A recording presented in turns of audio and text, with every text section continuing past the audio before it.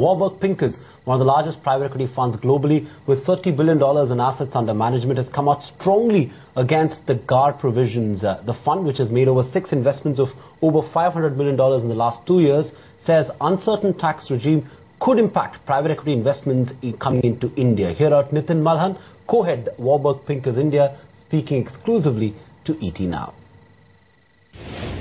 I think to continue to attract long-term capital into India, it's important that investors have certainty in how they will be treated on tax, particularly investments that have already come in based on a certain government regime on taxation and a certain structure of those investments.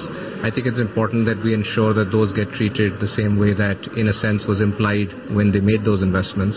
And also going forward, that there is certainty around how an investor ought to think about this.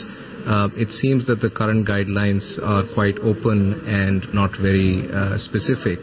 And the hope is that as this gets clarified by the government, that certainty will come and there will be an appreciation for this asset class as being long-term beneficial. And as India needs this capital for the growth of our entrepreneurial industries, I think the government and policymakers will keep that in mind and make sure it is a competitive regime relative to other parts of the world that capital can flow.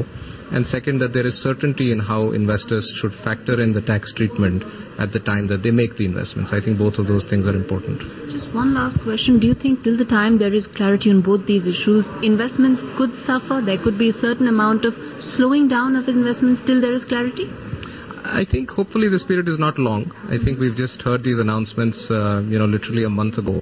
And the expectation is that the guidelines will be coming shortly. So hopefully this is a short period and doesn't have any bad impact. But obviously if uncertainty continues, then it will cause people to pause a little and rethink what they want to do.